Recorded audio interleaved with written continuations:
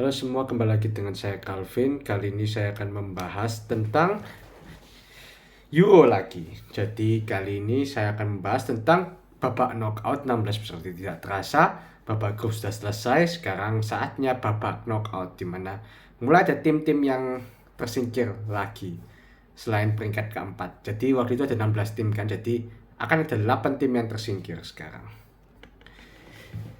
Oke, kita mulai dulu dari yang pertama main dulu. Swiss lawan Italia.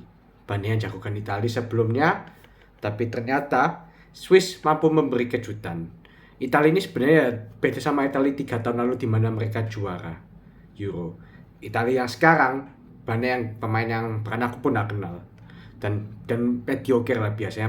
Yang bagus ya mungkin cuma Donnarumma. Sama mungkin siapa ya? Barella juga biasa.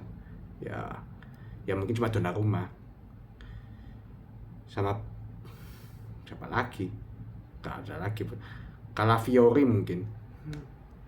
Ya itulah. Tapi Swiss ini emang gila ya, mainnya cukup bagus dan mereka bisa cetak gol di babak pertama lewat Remo Freuler di menit 37.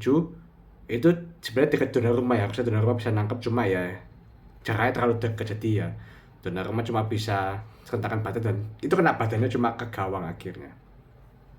Tapi ya defense Italia juga parah sih, hancur. Di babak kedua belum 1 menit ya langsung cetak gol. Ruben Vargas, dan golnya itu cukup bagus dari sisi kiri, dia datang ke ujung kanan atas. Gol itu kiper manapun nggak bisa, jangan Donnarumma, Neuer aja nggak bisa itu gol yang luar biasa sekali. 2-0. Italia sebenarnya ya kalau dibilang dapat banyak peluang juga. Ini aku baca statistik yang aku kaget adalah Italia itu punya 11 shots. Tahu antaranya cuma berapa? Cuma satu, oke. Jadi istilahnya Jan Sommer cuma perlu makan 1 penyelamatan doang. Jadi istilahnya sisanya istirahat Jan Sommer. Ngopi, karena yang lain tendangan jumpa fans kayak apa. Terutama lini serangnya itu parah banget, lini serangnya Italia itu ya. Nggak ada yang pencetak gol ulung. El Shaarawy sudah 10 tahun nggak main dipanggil lagi dan hancur. Siapa lagi yang bagus? Nggak ada lagi. Italia 51% cuma ya kebanyakan di area sendiri, jadi ya nggak pengaruh possession.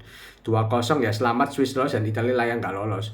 Italia kualitas pemainnya segini-gini aja ya. Aku kasih sama Spalletti dapat pemain kualitas segini. Padahal Spalletti itu sebenarnya pelatih yang bagus. Dia berusaha menerapkan formasi sepak bola modern menyerang. Cuma ya kalau pemainnya kayak gini apa yang mau diharapkan? Gitu. Bayangin juara bertahan 3 tahun lalu masih juara bertahan, pas ada Chiellini apa sekarang Italia tersingkir. Yang ini beruntung nggak 5-0 ya, karena diselamatkan Donnarumma. Jujur aja kalau Donnarumma nih awalnya aku ya kurang setuju dia jadi kapten, soalnya dia masih terlalu muda ya, seumuranku lah. Cuma ternyata pas lihat penampilan tadi ya, tak pikir lagi ya ini emang dia yang ngangkat tim ini sih, jadi ya emang layak jadi kapten lah. Jadi oke, kita masuk ke Jerman lawan Denmark. Tuan rumah lawan Denmark lebih tepatnya. Ya dari awal Jerman sudah diunggulkan. Ya Denmark ini istilahnya apa ya, nggak ada pemain yang betul-betul bagus sih. Mungkin yang cukup familiar di pecinta sepak bola mungkin Kasper Schmeichel, kaptennya Denmark, itu mantan kipernya Leicester. Christensen, pemain Barcelona. Habis itu Højbjerg, itu pemain Tottenham Hotspur. Delaney ini aku lupa dari mana, tapi rasanya terkenal juga. Dari Sevilla ternyata, pantesan. Joachim Andersen ini pemain Crystal Palace, dan Rasmus Højlund pemain MU, sama Christian Eriksen juga. Sebenarnya nggak terlalu banyak sih yang ya, sisanya nggak seberapa itulah terkenal. Ya ini sebenarnya dari awal kayak kualitas ya kelihatan banget ya, Jerman mendominasi pertandingan, tapi hebatnya Denmark nggak ada kebobolan di halftime. Baru di babak kedua Jerman cetak gol lewat penaltinya Kai Havertz di menit 53 dan golnya Jamal Musiala di menit 68. Oh iya, aku lupa di babak pertama itu kalau nggak salah Denmark sempat cetak gol ya, cuma dianulir kalau nggak salah karena offside.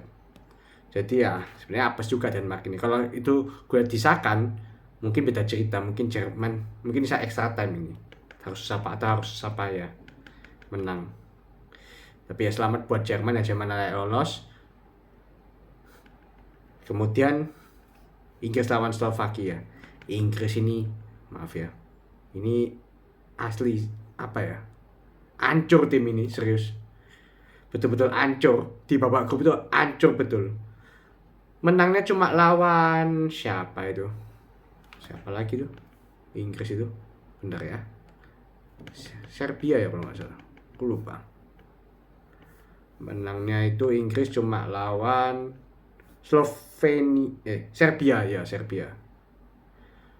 Jadi ya, ini tim nggak bisa diandalkan asli. Dan lawan Slovakia ya, Slovakia ini lumayan kuat istilahnya. Kayak rank 45 ya. Tetap maksudnya kalau secara kualitas pemain tetap bagusan Inggris, cuma nggak bisa diremehkan gitu. Dan terbukti Slovakia cetak gol duluan loh, lewat Ivan Šranc di menit 25. 1-0. Apa ya, Inggris ini tidak bermain sebagai tim gitu loh. Mereka ini bermain individualis. Ya apalagi pelatihnya agak mabuk lem itu, Southgate itu gak jelas itu asli, itu gak ada sistem, permainannya gak ada sistem. Ya karena pemain-pemain juga hancur, Rashford gak dipanggil, apa gak dipanggil. Jadi pemain itu merasa, loh kok pemain bagus gak dipanggil, wes gak percaya sama Southgate lagi. Banyak yang egois, apa Foden juga bermain di bawah performa apa. Tapi tanda kutip ya, beruntungnya ya Inggris bisa cetak 1 gol di babak waktu normal lewat Jude Bellingham. Itu ya dari lemparan ke dalam, di heading, habis itu Jude Bellingham udah dijaga, golnya bagus sih, salto hebat. Ya syukurnya, maksudnya Bellingham ini menyelamatkan Southgate. Kalau ini kalah dipecat pasti Southgate. 1-1 di extra time. Ya Inggris praktis dapat gol lagi lewat golnya Harry Kane di menit 91. Jadi setelah extra time langsung cetak gol. Dan golnya headingnya cukup bagus juga. 2-1 comeback lah istilahnya. Jadi ya ini very very sangat ugly win banget. Ya istilah Southgate beruntung lah masih bisa lolos. Soalnya kalau nggak lolos pasti dipecat ini pelatih. Bayangin loh, Inggris 16 shot cuma 2 on target. Slovakia 3 on target, lebih hebat Slovakia, padahal cuma 13 shot Slovakia. Possession, passing, akurasi passing bagusan Inggris, tapi ya mainnya Inggris asli hancur. Kalau Inggris main itu sekarang ya membosankan, jujur aja. Slovakia ya cuma bisa parkir bis, setelah itu ya nggak bisa nyerang lagi, setelah 2-1 ya selesai. Selamat buat Inggris lolos. Spanyol lawan Georgia. Georgia ini kuda hitam ya, sebelumnya Georgia sempat ngalahin Portugal 2-0. Jadi siapa yang nyangka Georgia bisa ngalahin Portugal? Apalagi Georgia ini tim debutan Euro, maksudnya dia baru pertama kali masuk ke Euro, tapi dia berhasil ngalahin Portugal, hebat. Dan akhirnya mereka lolos dan lawan Spanyol. Pelatihnya menerapkan formasi yang sama lawan Spanyol. Dipikir Spanyol itu kualitasnya kayak Portugal, jadi 5-3-2, main bertahan. Dan awalnya hebatnya beres cetak gol dulu lewat gol bunuh diri tanda kutip Robin Lenoman, seakan-akan kesannya berjalan mulus. Tapi di mulai menit 39 petaka terjadi. Jadi Rodri cetak gol 1-1. Oke, babak pertama masih 1-1. Babak kedua dihabisi Georgia. Fabian Ruiz, Nico Williams, Dani Olmo cetak gol. Dan ya Georgia ya nggak bisa berbuat apa-apa lagi. Ya karena memang Georgia kualitasnya segitu. Yang bagus yang paling cuma Kvaratskhelia sama kipernya si Mamardashvili, ya itulah. Ya pokoknya Vili lah. Itu kipernya itu main di Valencia, bagi yang belum tahu. Sama Kvaratskhelia, cuma itu doang paling. 2 pemain muda itu. Sisanya Kasia, kaptennya siapa itu, Vili lain itu nggak tahu semua. Mitatse siapa, nanti nggak ada yang kenal. Jadi ya masuk babak Indonesia sudah bagus sebagai Georgia. Jadi ya selamat buat Georgia. Saya respect buat Georgia bisa sampai babak ini. Shot on target Georgia itu cuma 0 loh. Jadi gimana mau cetak gol? Shotnya cuma 4. Spanyol 35 shot. Shot on target 13. Ini Spanyol lagi bagus-bagusnya ya, sama kayak Jerman. Jadi nanti perempat final Jerman lawan Spanyol ini bakal seru banget. Oh ya, satunya lagi Inggris lawan Swiss. Ya hati-hati Inggris. Kalau kalian main kayak gini, kalian bisa dilipat sama Swiss. Spanyol lawan Jerman ini betul-betul big match ya. Kalau aku bilang ya very very big match. Tapi sayang kecepatan itu harusnya di final itu. Soalnya 2 tim ini lagi bagus-bagusnya. Tapi sayang salah satunya harus tersingkir nanti di perempat final, Spanyol dan Jerman atau Jerman. Kemudian ada Prancis Belgia. Ya ini 2 tim di atas kertas besar, 2 tim besar. Kelihatannya bakal seru dan banyak-banyak nama familiar. Ya Belgia masih ada tanda kutip sisa-sisa generasi emas kayak Lukaku, Vertonghen, De Bruyne, Castagne, ya Koen Kessler, kiper cadangan ya masuk lah walaupun dia kiper cadangan biasanya. Cuma ya mainnya dua tim ini asli buruk banget, dua tim ini. Dan tahu golnya pun itu keberuntungan. Jadi golnya di menit akhir Jan Vertonghen itu gol bunuh dirinya Jan Vertonghen. Jadi di sini gol bunuh dirinya Jan Vertonghen, bukan golnya Kolo Muani. Yang tentang Kolo Muani tapi dia kena pantulannya Vertonghen dan gol. Jadi mungkin pengamat nganggap kalau misalnya itu nggak di flagnya Jan Vertonghen mungkin nggak masuk. Jadi, makanya dianggap on goal ini. Jadi ya ini gol keberuntungan dia. Prancis ini gila ya, maksudnya bukan gila karena hebat, gilanya karena dalam 4 pertandingan, oke, cuma 1 gol yang mereka cetak, yang pemainnya cetak, sisanya gol bunuh diri. 1 gol loh, padahal Prancis ini punya Mbappe, Griezmann, Thuram, Kolo Muani, Dembele, Giroud, cuma cetak 1 gol loh. Aku nggak tahu ini Prancis kenapa ini Prancis ini. Lagi lesu banget paling. Ini penyerangnya kelas top semua sebenarnya. Giroud top skor sepanjang masa tapi nggak dimainin sih di sini. Mbappe lagi yang bola lagi buruk semua. Yang bagus malah mungkin backnya Saliba sama kipernya Menyong. Ya Belgia kalah ya wajar karena ya Kevin De Bruyne harus 11 batang kayu. Lukaku parah banget, dikasih umpan tendangnya pelan. Aduh parah ini. Lukaku nggak cetak gol belas di Euro ini. Padahal ini top skornya Belgia loh, 80 gol, tapi di Euro ini nggak ada sama sekali. Shot saya yang miris ini, Prancis 19 shots, cuma 2 on target. Sama kayak Belgia cuma 5 shot. Bayangin Prancis 19 shot cuma 2 on target. Aduh parah ini emang Prancis ini. Possession, passing akurasi, ya Prancis sih. Prancis lebih unggul, cuma yang membosankan sih pertandingan ini. Ya Belgia lah kalah karena Belgia lebih bapuk. Ya Prancis selamat lolos ke perempat final. Satunya Portugal lawan Slovenia. Aku pertama pikir Portugal bakal libas Slovenia, ternyata enggak loh. Ada kesusahan lawan Slovenia, bakal waktu normal 0-0. Padahal Portugal nyerang terus, tapi ya Oblak gila ya, berkali-kali melakukan save penting. Sempat ngancam juga Slovenia, cuma ya strikernya Slovenia babuk, terutama Sporar sama Sesko itu dua penyerang ini babuk semua ini. Di extra time, jadi istilahnya sebelum itu waktu normal membosankan ya. Extra time, Portugal dapat penalti, itu berkat siapa? Diogo Jota, super sub.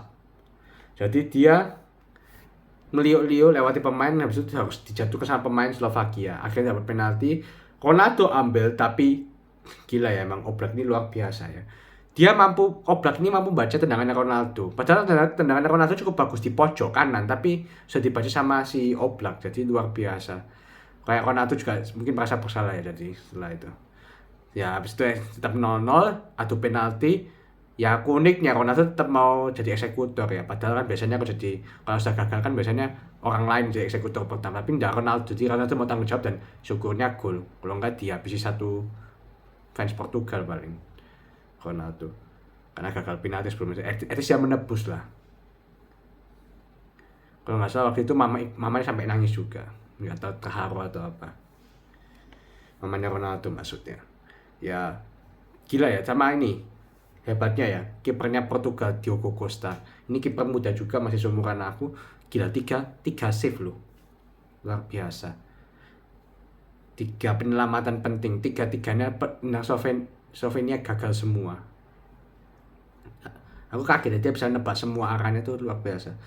Ya Ronaldo sebenarnya di penalti pertamanya dia kan digagalkan Oblak, yang keduanya dia Oblak juga mau baca, cuma ya Ronaldo masukkan ke ujung dan tendangan cukup keras jadi layak gol.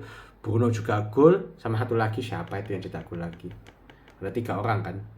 Bernardo Silva cetak gol juga. 3 pemain senior cetak gol semua ya. 3-0 ya. Portugal layak lolos dan akan lawan Prancis. Ini ulangan final Euro 2016. Semoga nggak membosankan gitu aja. Kemudian saya bahas ini dulu Austria Turki karena dia Belanda terakhir aja. Karena Austria Turki ini match yang tanda kutip di atas kertas paling nggak seru dibanding match lain. Austria Turki, Austria ini lagi bagus ya, lagi di puncak grup sama Rafa lagi itu. Tapi ternyata lawan Turki ketahuan bahwa tim ini biasa. Jadi di menit 1 loh sudah gol. Bayangin, baru tanding, aku waktu itu kan masih toilet, baru masuk, sudah gol, kaget aku. Loh sudah gol ternyata. cepet banget anjir. Merih Demiral cetak gol di menit 1. Ini kalau nggak salah kaptennya ya, Demiral ini, bukan ya? Atau Kokcu ini? Oh enggak, dia Kokcu, bukan Kokcu, siapa itu kaptennya? Ya whatever lah, ya mungkin Demiral atau siapa gitu, lupa aku. Ya 1-0 Austria ya nggak bisa terlalu maksudnya mereka coba menyerang tapi gagal cetak gol ya, penyerangnya agak babuk juga istilahnya. Sing lucunya ya di gol pertama Turki itu kayak pinball, jadi kena pemain Austria dulu kalau nggak salah nomor 19 apa Tangtung, kena abis pantul di Demiral tinggal tendang dan gol, soalnya dia posisi di depan gawang, jadi ya nggak ada yang bisa nangkep gol. Ya itu lucu sih, ini blown juga itu pertahanannya Austria itu. Di babak kedua Demiral cetak gol lagi, aku lupa ini heading ya kalau nggak salah. Itu apa? 59 2-0 baru bisa diperkecil lewat Michael Goretzka di menit 66. Jadi ya istilahnya Austria ini ya nggak bagus-bagus amat. Mereka sekali main bagus lawan Belanda, setelah itu mainnya buruk juga. Shotnya 21-6, shot on target 5-3. Austria 21 shot tapi efektivitas yang buruk ya. Arnautovic masih dimainin, ini juga striker nggak terlalu bagus. Possession 61-39, passing 64-79, dan akurasi passing 83% dan 79%. Ya kalau dari sini harus Austria yang lolos, cuma ya ini siapa pula. Sekarang itu bisa jadi satu counter, bisa jadi satu gol. Terbukti Turki ini. Dan ya sebenarnya Rafa ini cukup bagus ya, jadi dia bisa membawa Austria lolos ke babak knockout. Kan mungkin banyak yang kira Austria bakal tersingkir di babak grup, ternyata enggak, bakal jadi juara grup. Itu sudah prestasi buat Ragnar. Jadi ya kalau sekitar 16 besar ini ya sudah pencapaian bagi mereka. Yang aku kaget Turki malah. Turki ini kan sebelumnya peringkat 32 atau 3 di grup, tapi sekarang bisa lolos perempat final, itu hebat sih. Jadi lawan pemenang antara Romania lawan Belanda. Romania juga mengejutkan ya. Jadi selain Austria, Romania juga mengejutkan dengan jadi juara grup. Yang lucunya di mana di satu grup ada 4 poin semua termasuk Belgia, tapi Belgia juga jadi juara grup. Tahu kan kenapa Belgia sekarang tersingkir? Ya jadi Romania lawan Belanda ini cukup seru juga. Ya tapi gol pertama Belanda istilahnya menghancurkan semuanya. Gol 3 cetak gol di menit 20. Setelah itu ya Romania kesulitan menguasai bola. Dan akhirnya di babak kedua Belanda cetak 2 gol lagi lewat Daniel Malen di menit 90+3. Di gol keduanya itu Dragusin harusnya bisa clear, tapi dia agak meremehkan, dia pikir sudah out, bolanya ternyata belum. Jadi harusnya dia stop siapa itu, Gakpo atau siapa, pasti ke Daniel Malen dan Malen cetak gol. Dan di gol ketiga Malen skill individu ya golnya indah banget, jadi kipernya bahkan diam nggak bisa apa-apa. Ya untuk Romania juga ini sama kayak Austria, Romania lolos ke 16 besar aja sudah bagus, jadi selamat buat Romania juga. Shotsnya 5-23, shot on target 1-6, possession 35%-65%, jadi Belanda memang layak lolos. Belanda menang besar juga, selamat buat Belanda. Berarti nanti jadi Belanda lawan Turki. Nanti perempat final berarti totalnya ada 4 tandingan. Spanyol Jerman, very big match. Portugal Prancis, semoga big match juga, semoga seru. Inggris Switzerland, ya kalau nggak seru ya wajar. Belanda Turki, harusnya Belanda yang ngancurin Turki harusnya. Semoga ya, aku harap yang masuk semifinal itu Swiss. Habis itu siapa lagi ya? Kalau ini Portugal Prancis ini imbang ya, jadi aku bingung juga. Ya mungkin sedikit Portugal aja lah. Belanda sama Spanyol Jerman ya aku agak susah decide, soalnya 2 tim ini bagus. Tapi mungkin aku sedikit lebih ke Jerman aja. Jadi aku harap 4 tim ini yang masuk semifinal. Tapi ya ini sepak bola, siapapun bisa terjadi. Kalau yang lain lolos ya nggak apa-apa sudah. Gitu aja sih dari saya. Tunggu video saya di nanti 8 besar ya, dan seterusnya. Terima kasih sudah menonton.